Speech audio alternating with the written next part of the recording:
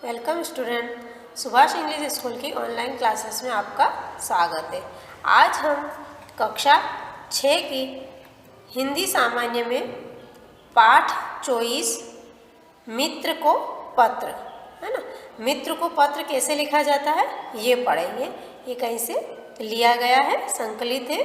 देखो, सबसे पहले फ्रंट पेज पे जो आपका पत्र रहता है उस पर इस साइड जो है यहाँ पर एड्रेस लिखा जाता है। जैसे इसमें लिख रखा है 15 जवाहर मार्ग मंडला, और फिर डेट डाली जाती है, दिनांक इसमें लिखा हुआ है, दिनांक 25 मई 2008, है ना, 25 मई 2008 ये आपकी इधर डेट लिखी हुई है। फिर इस साइड आता है जो इसमें लिखना है जिसको अपन पत्र लिख रहे हैं, तो प्रिय शिखा आशीष, मतलब कोई छोटा है ना, उसको आशीर्वाद दे रहे हैं। तो आपसे कोई छोटा है तो उसको क्या आशीर्वाद देने के लिए आशीष लिखते हैं, है ना। अगर बड़े हैं तो पूज्य पिताजी तो चरण स्पर्श लिखेंगे, है ना, इस तरह से। और बराबरी का है तो नमस्कार लिखेंगे। तो ये यहाँ पर लिखा है प्रिय शिखा, यानी आशीष आपसे छोटे हैं।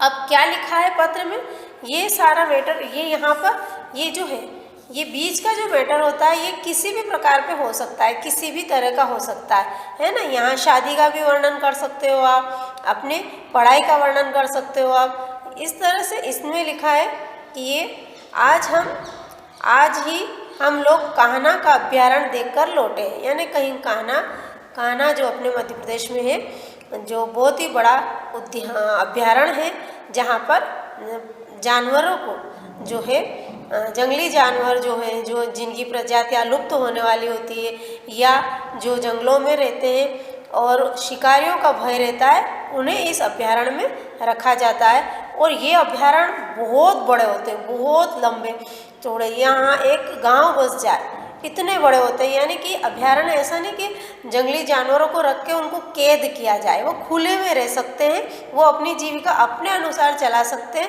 है ना, अपने हिसाब से रह सकते हैं। ऐसा होता है ये अभ्यारण्य, बहुत ही बड़ा होता है, जिसमें पहाड़ होते हैं, जंगली जैसे पोखर वगैरह ऐसे होते हैं, वो घने जंगल होते हैं जो स्वच्छंद विचरण कर सकते हैं, ऐसे अभ्यारण्य होते हैं। तो आज ही हम लोग कान्हा का अभ्यारण्य देखकर लौटे हैं। उसके रंग बिरंगे दृश्य अभी भी मेरे आंखों के सामने घूम रहे हैं। ये एक लेटर में लिखता है, बताता है कि मैं इस तरह का देख के आया हूँ और वहाँ का दृश्य मुझे आज भी अभी भी बहुत ही आनंददायक महसूस हो रहा है। यह वन उद्यान देखकर न जाने क्यों मुझे प्राचीन ऋषि मुनियों के जमाने की बात याद हो आई। ऋषि मुनि कहाँ रहते थे? जंगलों में रहते थे। तो कह रहे कि मुझे ये दृश्य देखा, ये उद्यान देखने के बाद मुझे प्राचीन ऋषि मुनियों की बात याद आ गई। ऋषि मुनि निज वनों में आश्रम बनाकर रहा करते थे। उनमें वन्य पशु पक्षी पूरी आज़ादी से रहते थे, उन्हें न कोई सताता था न मारता था। ऋषि मुनि उन्हें बहुत प्यार करते थे। कान्हा में भी कुछ ऐसा ही प्रबंध है ना। ये कान्हा जो है, ये अभ्यारण्य है, इसमें भी ऐसा ही है कि ऋषि मुनि पहले जंगलों में रहते थे अपने आश्रम बना के, और अपने आश्रमों के आसपास कई जंगली जानवर होते थे, उन्हें बहुत प्यार करते थे। ऋषि मुनियों को कभी जानवर खाते नहीं थे, है ना, और नहीं ऋषि मुनि उन्हें कभी सताते थे, वो प्रेम से रहते थे एक दूसरे से। तो कान्हा में भी ऐसे ही प्रबंध किया गया है। यहाँ वन्य पशु पक्षी निडर होकर अपनी जीवन सहज ढंग से बिता सकते हैं। मुझ जैसे शहरी लड़के के लिए यह बड़े अचंभे की बात है ना। अपन गांव में तो फिर भी देखा जाता है, क्योंकि वो बहुत सारे जानवरों के साथ अपना जीवन जीते हैं ना, जैसे गाय भैंस बकरियां और घोड़े, हाथी तो बहुत कम होते, ऊंट, ऐसे को पालते हैं और उनके साथ रहते हैं। तो गांव में तो फिर भी वो वन्य पशुओं का कल्चर समझ में आता है, पर सिटियों में जो शहरों में रहने वाले लोग होते हैं, इनके लिए तो बहुत ही अचंभे की बात होती है। वन्य पशुओं के बारे में हमारे मन में कितना चाव रहता है, हम लोग उन्हें देखने के लिए कितना तरसते हैं। सर्कस आ जाए तो कहना ही क्या, लेकिन सर्कस के जानवर पिंजरे में बंद रहते हैं, है ना। सर्कस में भी ऐसे होते हैं, जानवर होते हैं जिसमें शेर भी होते हैं, हाथी भी होता है, भालू भी होता है, ऐसे बंदर होते हैं, बहुत सारे जानवर होते हैं जिनका उपयोग वो अपनी जीविका चलाने के लिए करते और उन्हें पालते, उन्हें पढ़ाते हैं, पर वो पिंजरे में बंद रहते हैं, है ना। उन्हें देखने में वह आनंद कहाँ जो यहाँ है। यह उनका घर है, यहाँ उन्हें पूरी तरह खुले रूप में देखा जा सकता है। अब तुम पूछोगी कि कान्हा है कहाँ, है ना। अब उसने कहा है कि भाई तुम्हारे मन में ये आ रहा होगा कि कान्हा है कहाँ, तो जबलपुर तक तो तुम आ चुकी हो, वहाँ से कान्हा केवल जबलपुर तक तो तुम आ चुकी हो, मतलब जबलपुर अपने मध्य प्रदेश में है। फिर वहाँ से 160 किलोमीटर की दूरी है।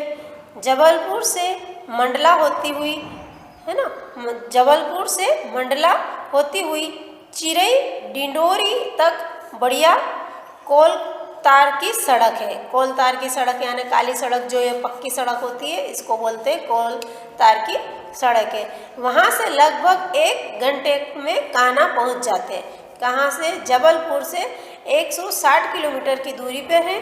जब जबलपुर से मंडला होती हुई चिरई डिंडोरी तक पहुँचे, यहाँ पर बहुत अच्छी सड़क है ना, तो टाइम नहीं लगता है और वहाँ से लगभग 1 घंटे में कान्हा पहुँच जाते हैं। सच कहूँ, घने घने वृक्षों से भरी हुई, रंग बिरंगी अनगिनत फूलों से सजी हुई यह वनस्थली मन को मोह लेती है। जिधर देखो उधर हरियाली ही हरियाली है। पेड़ पौधों का तो जैसे मेला लगा हुआ है। अब मेला क्यों बोला है पेड़ पौधों की? मेला वहाँ होता है ना, जैसे अपन मेला किसको कहेंगे जहाँ बहुत सारी दुकानें और बहुत सारे लोग हैं ना, भीड़ लगी हुई रहती, तो पेड़ पौधों का मेला बोला, यानी कि बहुत सारे पेड़ पौधे, अनेक प्रकार के पेड़ पौधे वहाँ पर है। अब 2-4 किस्म के पेड़ हो तो नाम गिनाओ, है ना। उन्होंने क्या कहा? सागौन, साल, तेंदू, खेर, पलाश, हर्रा आदि के पेड़ ही पेड़ हैं। अब सागौन का वृक्ष जो है बहुत ही, इसकी लकड़ियाँ निकलती बहुत ही इमारती लकड़ियाँ हैं, बहुत मजबूत है। साल भी ऐसे ही है। तेंदू, जिसके तेंदू के पत्ते से बीड़ी बनाई जाती है ना, और इसको अगर सही भाषा में इसको बोले तो टेमरू जो होते हैं, जो फल लगते हैं ना, जो बहुत ही अच्छे खाने में होते हैं, उसमें तो इसी पेड़ पर लगते हैं। खेर, ये गोंद का होता है ना, इसमें खेर गोंद मिलता है इससे।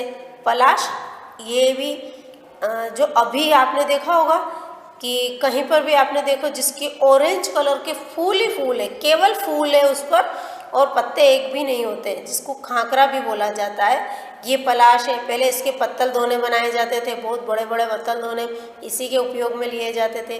फिर हर्रा, ये जो हरड़ होती है, ये हर होती है जो पेट के लिए बहुत ही उपयोगी होती है। इसकी छोटी छोटी जो दाने होते हैं, इसके बीज जो निकलते हैं, ये फल जो होते हैं वो बहुत ही उपयोगी होता है। इससे बेटर और कोई दवाई नहीं हो सकती पेट के लिए। तो ये सारे पेड़ों की मैंने जानकारी बताई। इससे भी और ज़्यादा कई तरह के पेड़ पौधे वहाँ आते हैं। पेड़ ही पेड़ है, पूरे साल भर इसमें हरियाली रहती है। घास के खुले मैदान भी कितने लंबे चौड़े हैं, जो घास के मैदान है वो भी बहुत ही लंबे चौड़े हैं। सोचो भला कितनी बड़ी होगी वह वनस्थली, है ना। पूरे यहाँ पर 950 वर्ग किलोमीटर तक फैली हुई है। कुछ स्थानों पर इसे कांटेदार तारों से घेरा गया है। इसकी देखभाल करने के लिए अनेक अधिकारी और कर्मचारी रखे गए हैं, है ना। ठहरने का भी बड़ा अच्छा प्रबंध है। यहाँ प्रवेश द्वार पर ही एक डाक बंगला है। कान्हा देखने के लिए प्रवेश पत्र की जरूरत पड़ती है। हाँ, उस अरण्य को, उस वन को देखने के लिए एक प्रवेश पत्र की जरूरत पड़ती है।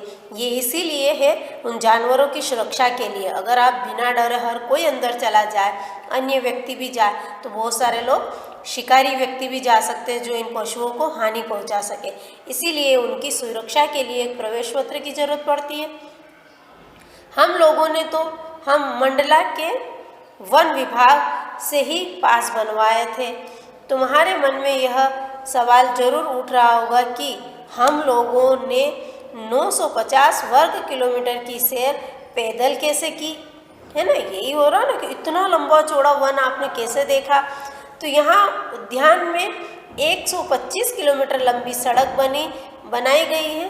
जीप में बैठकर हम लोगों ने सैर की है। ये जीप जो रहती है ना, आपने देखी ना खुली, इसके ये पूरी सीटर होती है, बाकी पूरी खुली हुई रहती है, जिससे आप बाहर का नज़ारा अच्छे से देख सकते हैं। बड़ा आनंद आया। वन्य पशुओं की शोभा निराली है। हवा की रफ्तार से भागने वाले चंचल हिरणों के झुंड कहीं दिखाई दे जाते। आदमियों की भीड़ देखकर अब वे चौंकते नहीं। हाँ, अगर आप ऐसे ही जंगल में जाओ और आपको एक आध दो हिरण दिख जाए तो वो आदमियों को देखकर, है ना, मनुष्यों को देखकर भाग जाते हैं और बहुत ही तेज रफ्तार में फिर दिखाई नहीं देते। पर ये जो है, इनको पता है कि हमारा कुछ नहीं कर सकते कोई भी, और ये हमें देखने आए। ये निडर होकर यहाँ पर घूमते हैं। 12 सिंगों का तो ठाठ ही निराला है। 12 सिंग बोले यहाँ, 12 सिंगों, है ना। हिरण की प्रजाति होती है और 12 यानी इनके 12 सींग होते हैं। एक ही सींग पर छोटे छोटे सींग और उगे हुए रहते हैं। जैसा कि इस पिक्चर में देखो आप, ये हिरण ही है और इस हिरण के सींग है और इसी एक सींग के ऊपर छोटे छोटे परछे के रूप में फूटे हुए रहते हैं और इनके सींगों पर ऐसे इनको 12 सिंगा बोलते हैं। और श्रवण ताल की ओर जाओ तो झुंड के झुंड आराम से लेटे बैठे दिखाई दे जाते हैं। इनकी बात हो रही है ना।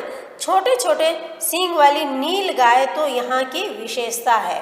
हाँ, ये जो नील गाय है, अभी आपको पता होगा कि नील गाय अभी अपने खेतों में भी बहुत देखने को मिल रही है और बहुत ही मस्त रहने वाली ये नील गाय, जो नीली नीली होती है, छोटे छोटे सींग होते हैं और बहुत ही हष्टपुष्ट रहती है और ये गाय जैसी ही होती है। अपने जो गाय होती है ना, ऐसी ही होती है। तो ये भी बैठी हुई दिखाई देती है। ये तो और भी ज़्यादा निडर होती है, बस अपने झुंड में मस्त से बैठी रहती है। छोटे छोटे सींगों वाली नील गाय तो यहाँ की विशेषता है। कभी कभी रीछ महाराज भी डोलते डोलते तालाब की ओर दिखाई दे जाते हैं। रीछ महाराज कहा है क्योंकि रीछ जो होते हैं वो बड़े मस्ताने होते हैं, अपने हाल में मस्त रहते हैं और बड़े झूमते हुए चलते हैं। तो ये भी तालाब की ओर पानी पीने के लिए दिखाई दे जाते हैं। पहाड़ी इलाकों की ओर बढ़ो तो सांभर मिलते हैं, है ना। सांभर ये है हिरण की एक प्रजाति है। इसके सींग नहीं होते और ये छोटे छोटे होते हैं पर इतने फुर्तीले होते हैं कि जैसे हवा में कोई अभी देखा और अभी गए, यानी पास से होके कोई गुजरा, बस ऐसा महसूस कर सकते हैं अपन। विशाल शरीर वाले मोटे तगड़े भैंसे भी हमने यहीं देखे। भैंसे, ये जंगली भैंसे, जो अपने भैंसे वाले नहीं, वे जो अपनी यहाँ, ये वो मोटे तगड़े भैंसे हैं जो जंगली होते हैं, है ना। गर्मी के दिनों में ये मैदान में आ जाते हैं। उद्यान में चीतल भी दिखाई दे जाते हैं। ये पक्षी है। 50-50 के या इससे भी अधिक के झुंड में ये चरते विचरते या साल वृक्षों के नीचे आराम करते नजर आ जाते हैं। हाँ, दोपहर के समय जब धूप तेज हो जाती है तो अधिकांश जानवर घने वनों में चले जाते हैं। अपने को आरामदायक स्थिति ढूंढने के लिए ये ठंडक में जाते हैं, तो ये वनों में जाकर पेड़ों के नीचे बैठ जाते हैं। शाम के समय फिर बड़ी संख्या में दिखाई देने लगते हैं। फिर शाम को ये वापस मैदान की ओर आ जाते हैं। और फिर वनराज पिंजड़े में कैद शेरों की तुलना में वह कितना अलग है। बहुत सारे जगह ये होता है। तो ये जो वनराज, जो शेर को बोला है ना, जंगल का राजा शेर है, ये पिंजरे में बंद रहता है। तो ये कैसा दुबला पतला सा महसूस करता है अपने को कैद में, है ना। तो पर यहाँ पर इनकी तुलना पर ये बिल्कुल ही अलग है। ये मस्ताने अपने हिसाब से शिकार करते हैं और खाते पीते और ऐश करते हैं यहाँ पर। तो इतना मस्त रहते हैं, बिल्कुल इनको माहौल जंगल का ही मिलता है। तो ये अपने अलग ही है। उनका शरीर शानदार होता है, अंगों से ताकत झलकती है। देखने को से डर लगता है कि वास्तव में ये जंगल का राजा ही है। भयानक होने के बाद भी प्रभावित करने वाले इनकी रचना सचमुच एक नया अनुभव था। हम लोगों ने जीप में से ही उसे देखा। वह चौंका न डरा। उसने एक दहाड़ मारी, सारा जंगल कांप उठा, पत्ता पत्ता हिल गया। देखो उसमें ऐसी ताकत है, इसीलिए वो जंगल का राजा है। उसने केवल एक दहाड़ मारी, है ना, जिससे क्या हो रहा, सारा जंगल कांप उठा कि कहीं न कहीं वन का राजा हमारी तरफ ही है। और पत्ता पत्ता हिल गया, यानी कि सब डर गए। हाथी तो हमने बहुत निकट से देखा, वैसे हाथी पर घूमने का भी इंतजाम था। हम लोगों ने चीता भी देखा जो जीप के सामने से तेजी से निकल गया। गजब का फुर्तीला प्राणी होता है। यहाँ सोन कुत्ता और सियार भी दिखाई दिए। पहाड़ी स्थानों में यहाँ वहाँ छिपे अजगर भी यहाँ है। अजगर, अब ये अजगर देखें अपने अभी अपन केवल सुनते ही, पर अपने दादा को पूछना, दादा दादी या अपने पूर्वजों, उन लोगों ने देखे, बड़े लोगों ने। अपने यहाँ मंदसौर में भी बहुत सारे अजगर यहाँ आसपास कहीं पड़े रहते थे। ऐसे कहते थे कि अजगर ऐसे हैं कि ये छोटे बड़े जानवरों को पूरे के पूरे निगल जाते हैं। बोले हिरण को ये निगल जाते, खा जाते हैं, और अपने शरीर के मुंह से अपने पेट में जाने के लिए इनको धीरे धीरे निगलते जाते हैं। बोले ऐसे भारी, और ये सांप के जैसे होते हैं। बस सांप का ही बड़ा रूप होता है, और बहुत ही बड़ा रूप होता है, भारी भरकम रूप होता है इनका। बीच बीच में विचित्र पक्षियों के झुंड चहचहाते हुए सिर पर से निकल गए। कान्हा में तो इन पक्षियों की गिनती ही नहीं की जा सकती है। अनेक रंगों, अनेक रूपों के हजारों पक्षी हैं। हर एक की बोली अलग है, हर एक की अदा अलग है। अपने पंख फैलाकर नाचता हुआ मोर देखकर मन नाच उठा। इसके अलावा यहाँ तीतर, बटेर, तोते, जंगली बतख, चकोर, न जाने कितने किस्म के पक्षी हैं। हमें बताया गया है कि शीतकाल में इन पक्षियों की संख्या बहुत बढ़ जाती है, क्योंकि दूर दूर से बहुत से पक्षी यहाँ आ जाते हैं। अब पक्षी क्यों आ जाते हैं, है ना, ये मन में रहता है ना, तो ये इसलिए आते हैं कि दूसरी जगह तो बहुत सारी ठंड भी गिरती है, और बहुत सारी गर्मी, एक जैसा वातावरण नहीं रहता है। तो यहाँ क्या होता है कि एक जैसा वातावरण रहता है। या ना तो ज़्यादा गर्मी होगी तो पेड़ पौधों में छिप जाएंगे, और अगर ज़्यादा ठंड लगेगी तो मैदान में आ जाएंगे। और तो यहाँ पर बहुत सारे पक्षी दूर से उड़ के आ जाते हैं यहाँ पर। यहाँ का मौसम बहुत सुहावना रहता है। ठंड और गर्मी बहुत तेज नहीं होती है। व्यवस्था भी अच्छी है। कान्हा में 2 डाक बंगले और कई कुटियाँ हैं। रोशनी, पानी का अच्छा प्रबंध है। कान्हा की अपूर्व शोभा देखकर मन प्रफुल्लित हो जाता है, यानी खुश हो जाता है। वहाँ से जाने को मन नहीं करता है। अगले वर्ष तुम भी कान्हा जरूर देखना। माँ और पिताजी को सादर प्रणाम। नंदू को खूब प्यार। अब ये देखो, ये वाला जो हिस्सा है ना, ये नीचे वाला, ये यहाँ से तो ये वापस पत्र जैसा आया है ना, कि माँ और पिताजी को सादर प्रणाम। ये सभी पत्रों में लिखा जाता है ना, जो अपनों से बड़े या छोटे, या अपने मम्मी पापा को भी अगर आप पत्र लिख रहे हो तो उसमें भी ऐसे ही, अगर पिताजी को लिख रहे हो तो माता जी को सादर प्रणाम, है ना, और छोटे भाई बहनों को स्नेह। तो ये इसमें लिखा है कि नंदू को खूब प्यार करना, है ना। अब ये पूरा लेटर होने के बाद, पूरा पत्र होने के बाद यहाँ पर लिखा जाता है कौन लिखने वाले का नाम, जो पत्र लिख रहा है, तुम्हारा भैया मयंक। ये इस तरह का पत्र हो गया। अब आपको पत्र लिखने का जो मैटर मिलता है, अब मैटर तो कुछ भी हो, है ना, इस पत्र में मैटर कुछ भी हो, जो आप बीच में कुछ भी लिख सकते हो, पर जो इसकी हेडिंग है वो इस प्रकार ही रहेगी। अब आपके कुछ शब्दार्थ है। अभ्यारण्य, तो इसका अर्थ है वह स्थान जहाँ पशुओं को खुले रूप में रखकर उनका संरक्षण किया जाता है है ना, उनकी सुरक्षा की जाती है, ये सब अभ्यारण्य है। फिर जमाने यानी समय, वन्य पशु यानी जंगली जानवर, निडर बिना डर के, अचंबा आश्चर्यचकित होना, चाव यानी इच्छा, तरसना यानी ललचाना, वनस्थली वन की भूमि, वनराज वन का राजा अर्थात शेर। आज आपका ये पूरा पाठ कंप्लीट हो गया है ना। मित्र को पत्र नाम का ये जो पाठ है ये पूरा कंप्लीट हो गया है। आपको अच्छे से समझ में आया होगा और आपको पत्र लिखना भी समझ में आया होगा कि आप किस तरह से पत्र लिखे जाते हैं। धन्यवाद।